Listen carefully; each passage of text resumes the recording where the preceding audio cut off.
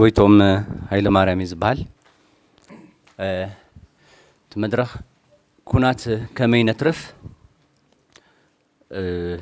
ስቕታ ብዙሓን ከመይ ጌርና ንስበሮ ዝብል መድረኽ እዩ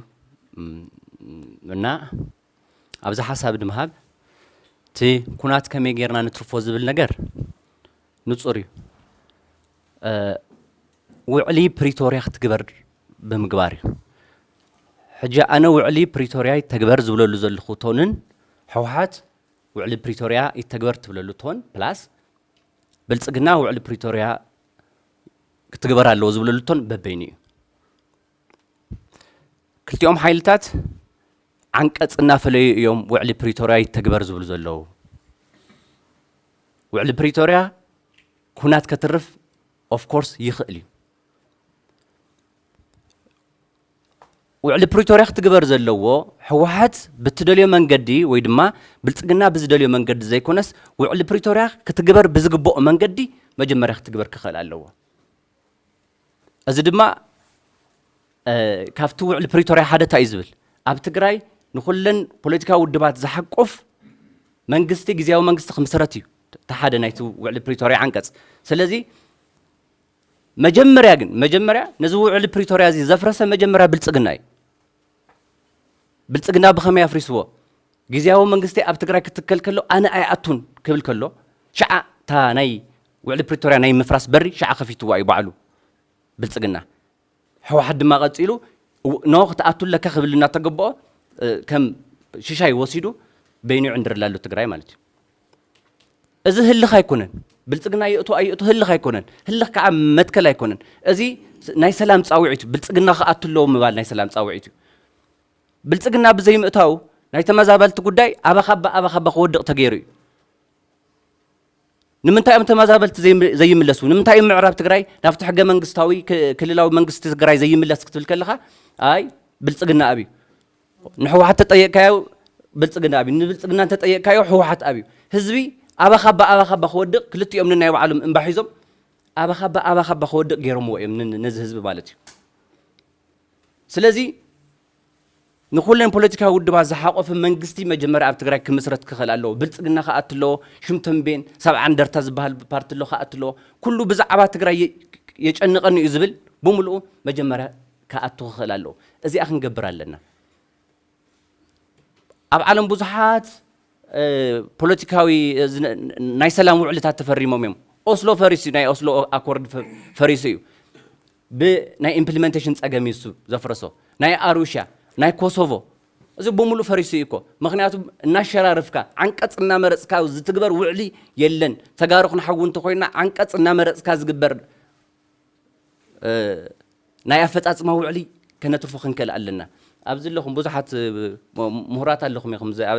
ኣብ ዓለምቲ ከም ብሉጽ ናይ ሰላም ውዕሊ ተባሂሉ ዝፍለጥ ደ ጉድ ፍራይዳይ ኣግሪመንት ዝበሃል ንሱ እዩ ንሱ ንምንታይ እዩ ብትኽክል ሰላም ኣምፂቱ ውዕሊ እሱ ተይልና እቲ ናይ መጀመርያ ናይ ህዝቢ ጽዕንቶ እዩ ናይ ህዝቢ ጽዕንቶ ነይሩ ሶ ውዕሊ ፕሪቶሪያ ክትግበር ጽዕንቶ ንፍጠር ኣብ ኣዲስ ኣበባ ኣብ ትግራይ ዘሎ ህዝብና ጽዕንቶ ክገበር ይኽእል ከም ዝትሪእዎ ዘለኹም ዓፋን ጉጅለ እዩ ዘሎ ኣብ ኣዲስ ኣበባ ግን ብዙሓት ተጋሩ ኣለና ኢና ስለዚ ውዕሊ ፕሪቶሪያ ብትኽክል ንኽትግበር ከይተሸራረፈ ንኽትግበር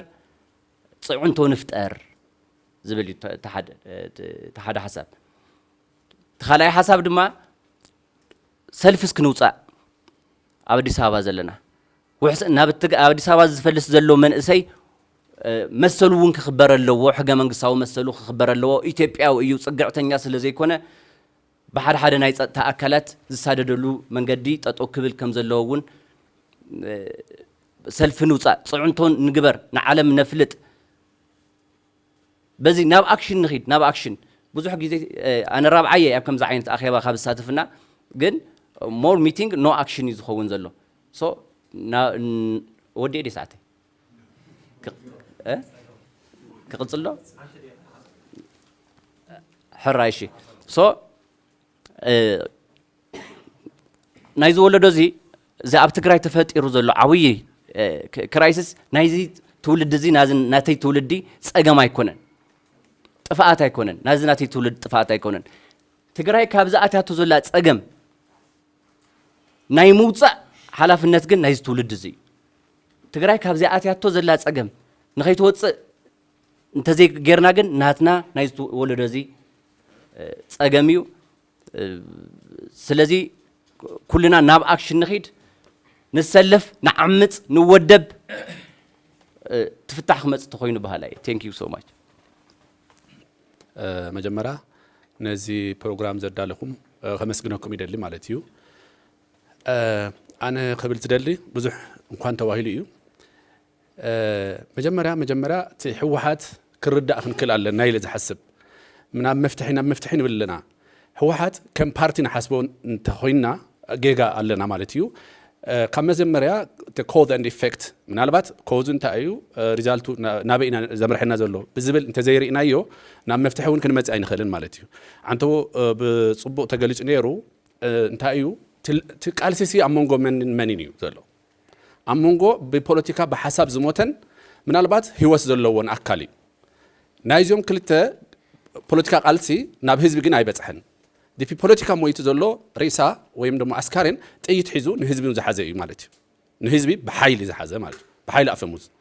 ሕወሓት ኣብ ህይወቱ ምናልባት ንዶክተር ክነግሩኒ ይኽእሉ እዮም ወይም ክኽርዩውን ይኽእሉ እዮም ሕወሓት ካብ መጀመርያ ናይ ዓላማ ወይም ድማ ናይ ፓርቲ ሲቪላዊ ወይ ድማ ናይ ሲቪል ቃልሲ ኣካይድዎ ኣይፈልጥን ኩሉ ግዜ ናይ ጥይትን ናይ ጦርነትን ባህሪ ዘለዎ ወይ ሽፍታ ይኸውን ወይ መንግስቲ እዩ ዝኸውን ፓርቲ ኣይኸውንን ፓርቲ ብሓሳብ ይደራጀ ብሓሳብ ይሟገት እንደገና ስልጣን ዝሕዘሉ ከዓ ንህዝቢ ከመሓድርን ንህዝቢ ረብሓ ክሕሉን እዩ ሕወሓት ኩሉ ግዜ ስልጣን ናይ ሞትን ሕየትን ዝገብሮ ብዘይ ስልጣን ክነብር ዘይኽእል ስልጣን ከም ጎል ዝርኢ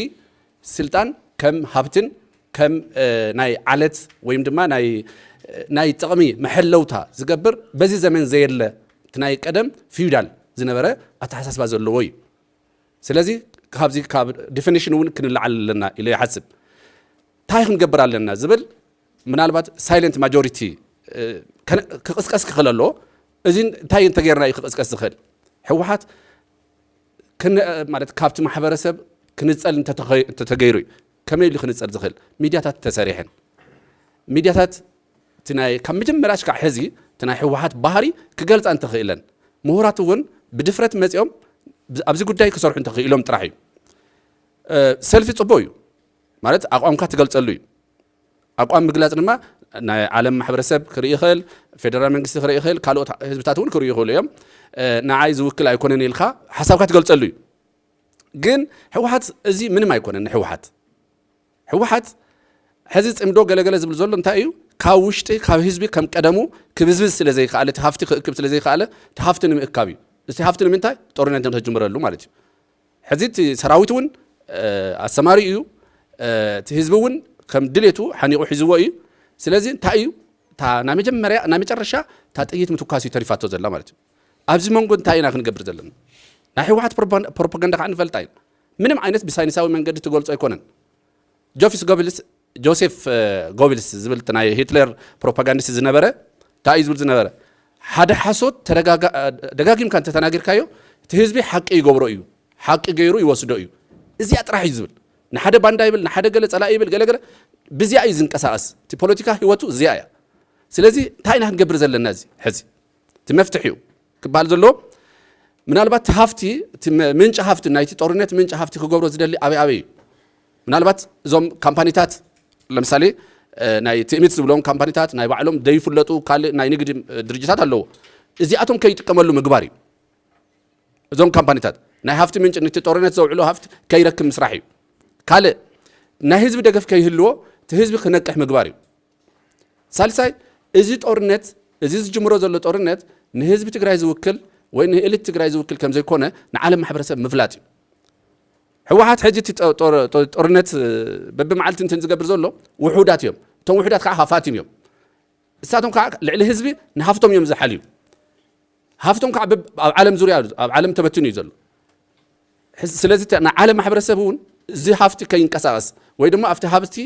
እገዳ ክግበረሉ ምዃኑ ተተነጊርዎም ካብቲ እንትንውን ከም ዘይጥቀሙ ተፈሊጦም እንትን ክገብርዎ ይኽእሉ እዮም ስለዚ ክነትርፈሉ ንኽእል ዋናው ነገር ካብቲ ጦርነት ዝረኽብዎ ረብሓ ንላዕሊ ዝጉድእዎ ምዃኑ ኣብቲ ሃፍቶም ኣብ ቁፅፅር ከኣቲ ምዃኑ ክእገድ ምዃኑ ወይ ድማ እቲ ሃፍቲ ከም ዘይንቀሳቀስ ምዃኑ ተፈሊጦም ምናልባት ቀጥታ ናብ ጦርነት ደይከኣትዉ ይኽእሉ እዮም እዚ ግን ንሾርት ተርም ከገልግል ዝኽእል እዩ ንሎንግ ተርም ግን እቲ ባህሪ ሕወሓት ክንርዳእ ክንክእል ኣለና ብኸመይ ሒዙና ከም ዝመፀ ሕወሓት እኮ ካብ ሕወሓት ዝተፈንጨለ ወይ ካብ ሕወሓት ዝወፀ እዩ ፓርቲ ዝምስርት እምበር ሕወሓት ፓርቲ ኮይኑ ከም ዘይፈልጥ ናይ ፓርቲ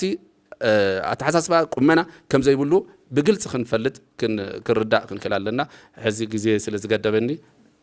ንቐኒለ እሺ ያቐኒለይ መሐመድ ይልበሃል ኣክሱማዊ ያን ሚድያ ዝመድረኽ እዚ ምድላውኩም ኣዝየ መስግነኩም ምክንያቱ ብሓሳብ ለደሓነ ህዝቢ ዓዲ እምበይ ብሓሳብ ለዓነወት ህዝቢ ዓዲ ኣይንፈልጢ ብታሪክ ህዝቢ ትግራይ ላውዚ ለኣትየሉ መሰረታዊ ምክንያት እንደገና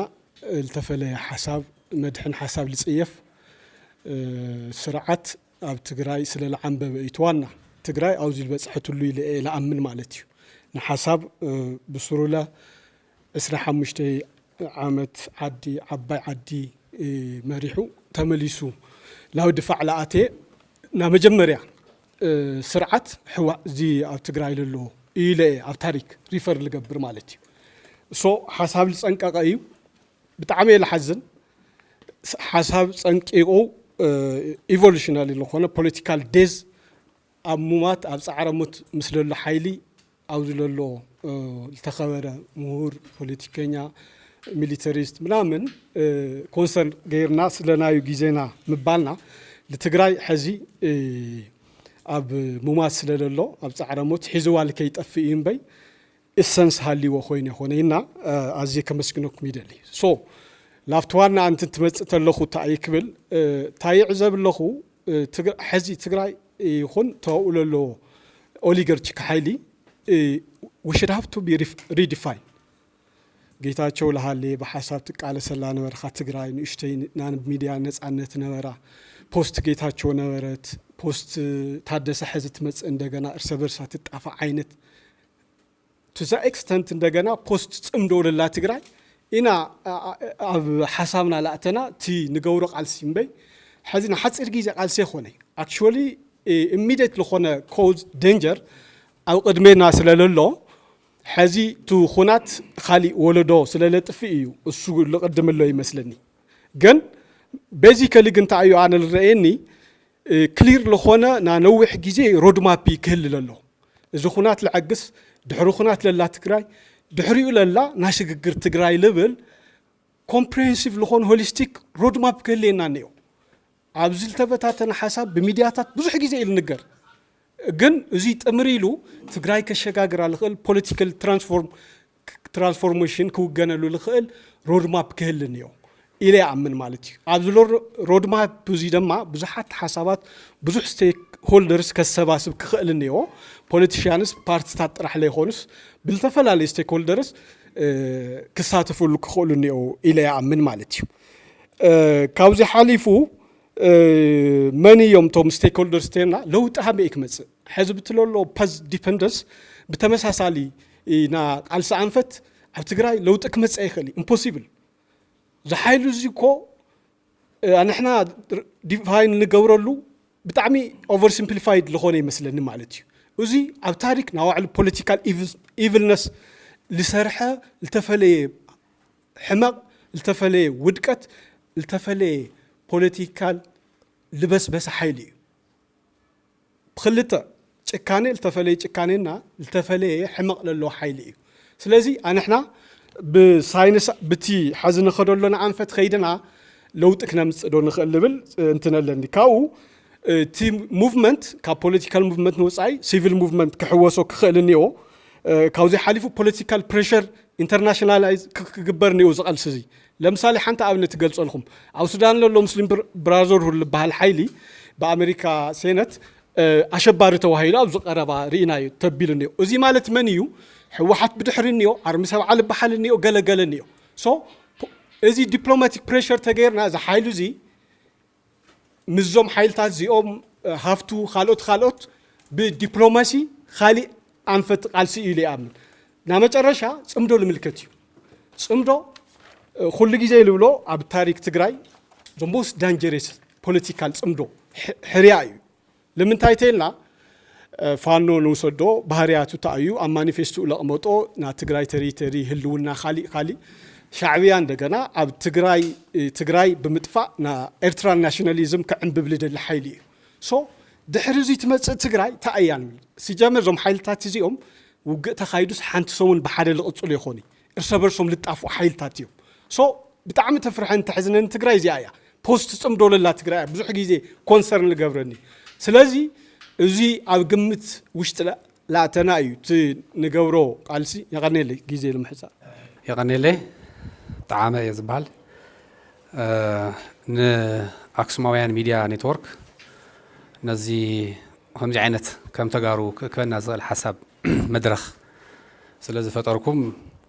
كما سجري دلي توم تزقرب كم بقسي كنا ما يتقولوا يكون تموزي بصحف كريوم زلوا صحفات بتعمل سنت حساباتهم وتعمل سنت صحفاتهم قصالنت حزب تግራይን قصالنت ተጋሩን ኣብ ሓደጋ ዝኣተወሉ ኩነታት በጽሕና ኢና ዘለና ድሕሪ ዝኹሉ ዕንክሊል ድሕሪ ዝኹሉ ኩናት ድሕሪ ዝኹሉ ጥፋኣትን ኪሳራን ከም ህዝቢ ሓደ ኮይና ነቲ ሕዝቢ መጽኡ ዘሎ ከጥፈና ዝኽእል መዕነዋይ ኩናት ክንዓግቶ ተዘይክኢልና بقليلو كإلا يخليو بقليلو ما نج جبر يخليو طول نجارون يكونن تقينات مستجمرة ببي تجمروا ببي يودع نمن لكيم يخيد معاز يودع تفلت نجاريلن كلهم ولا تنعبيت هجرات تجمرهم قيناتات ناي راشان ناي يوكرين الموساد نخلينا أو كن يكود إلى جميرات راشا تعينت كسارة قتيموا يوكرين ون تعينت كسارة قتيموا نريلنا أو كارواك زي تجمرنا أمريكا إسرائيل إيران قيناتون كما يسفحهم زلنا نرلنا سلزم كابينا كجمر تحسيو زلوا مدفعي قينات بتعم حدا جنيا أيو أنت جمر وعلى بريتوريا كل نجار بسلام كودا مستقمته هزب تقرأ كل أفويل نيرو هزبي أو جزء نورة راح يكون سراويت بعلو تمارحة أفتفل عليه بارتاز نورو كابت جراوز از نورة تقراوي ولا قا أفتو تحسو بزح مدن جارات تنبرة دحريو قلت إنه هون موسي تو على بريتوريا خيي تجبر يكون سلام كي يقصل زد الحيلي نمجي مراكز تقاومنا تناشعي حيليو نايفانو حيليو بعلو تو جلّيو عون هلنا بقلت أنا جيرناي نتوع البريتوريا نعنكف ثلاثة مز بهالو أو صيو ممكن معنكف مسنقع زبهالو عدتات جميرو نت جزاهم محدار بحيل عليو تقرأي وزي وصحوالو so تقول له سيخون تخاف تقول له تعزله محبرسه كم تقرأي نقول له أنا لكيم خير الكونات تمثل زله تاين نقدر نبذل يقدر عينه حدا صمدو زبهال شعبي سبونسر زجورو نايكوينات من قدي بتعم حدا جنيا سلا زخونة بستفعل عليه من قدون جستفيخ جبر يمكرس زلوا بتقرأي نوعلم عبيت غيرهم زحاسو مرار حد رجع زلوا سبعت نتيجة جستفيكيشن بتعمي بزجر من قدي جلسوا وصل زلوا نزي بقلت سيخ نتهز خردو بزخل من قدي خوا وعلوا زي فلت كوين يكونن نتاعم زلوا نجابان أمريكا بأتوميك بومب هيروشيما ناغاساكي كتعنو خلاص دحريوس امدو فتيرن يلوم جسفاي غورو مستيناي قلتاشن عساس ثلاثن شعبيها بتقراي زفصمو عنوتن برساتن جينوسايدن نعوون ممتطان ወይ ከዓ ንعኡ ባላንስ ንምግባር ይከኣልኩ እዩ ጀኖሳይድ ተፈጽሙ ካውንስ ከይተዓረቅካ በአግባቡ ውዕል ከይገበርካ በአግባቡ ይቅርታ ከይተባሃልካ ካውንስ ጽምዶ ምፍጣሪ ከኣል እዩ ጽምዶ ከዓ ንሰላምን ዕብየትን ልምዓትን ኣይኮነን ክንገር ከሎ أفتو زوريا قرن أفريقيا نقوله ناي البرهان منجست له ناي السودان ግብፀላ ምሳና ይባሃል ሻዕብያ ያለው ምሳና ይባሃል ፋኖሎ ምሳና ይባሃል ናይ ካልኦት ክልላት ሸፋቱ ይጥቀሱ እዚኦምስ እንታይ ከገብሩ እዮም ተልካየምስ ኩናት ክሕግዙ ኩናት ክንውድእ ኢና ዝብል ስለዚ ኩናት ኣየድልየናን ልምዓትን ሰላምን ጥራሕ ዘድልየና ትግራዋይ ኩሉ ኣብ ሰላም ጥራሕ ዝርባሕ ኩናት ይኣክል ኢልና ኩላህና ክንቃለስ ኣለና ኣክሱማይን ሚድያ እውን ከም ናይ ሚድያ ኣውትሌት ኣብዚ ኣትኪሩ ክሰርሕ ብተደጋጋሚ ናብ ህዝቢ ዕላው ክገብር ኣብ ትግራይ እውን ብሰፊሑ ዝርአ ብቴሌቪዥን ስለ ዝኾነ ብደንቢ ኣብዚ ብስፍሓት ክሰርሕ ካልኦታት ሚድያታት እውን ክሰርሑ ኣለዎም ዝብል ኣለኒ ቴንክ ዩ